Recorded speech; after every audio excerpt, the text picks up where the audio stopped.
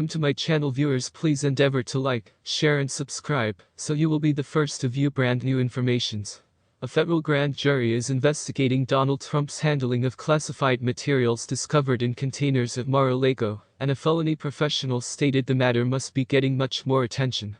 The development indicates the Department of Justice believes a crime may additionally have been committed, and MSNBC's Frank Figliuzzi stated publicly available reporting already shows the 15 containers of top-secret materials are believed to have been saved in the White House dwelling, before they had been boxed up and dispatched to Trump's non-public residence.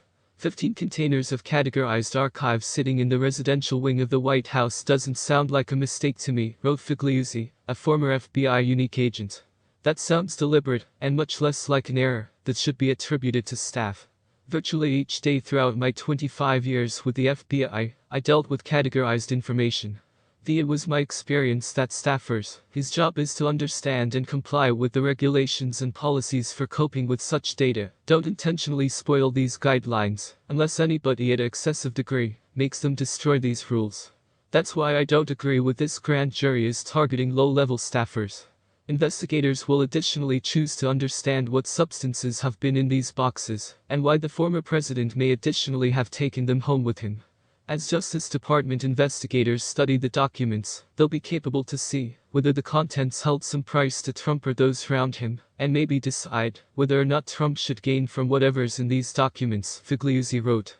We mustn't neglect that during Trump's term, his household participants parlayed their relationship with him into non-public earnings, and that, whilst he was president, Trump's personal companies reportedly raked in $2.4 billion. The first step to fixing the Mar-a-Lago mystery is to get these archives into the palms of federal prosecutors and agents, Figliuzzi wrote.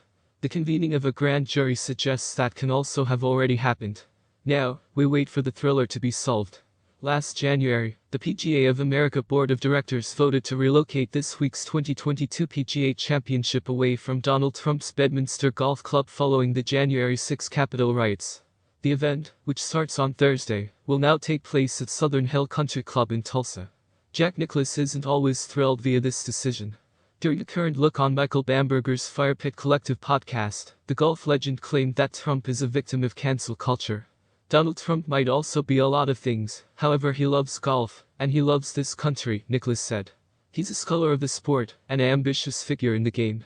What he does in the future in golf will rely on what the cancel culture will enable him to do. Unsurprisingly, the golf world had pretty a bit to say about these remarks from Nicklaus. Nicklaus has long been an outspoken supporter of Trump, endorsing his presidential campaign in 2020. Trump was of course accused of inciting the January 6 insurrection through making claims of election fraud after his loss to Joe Biden.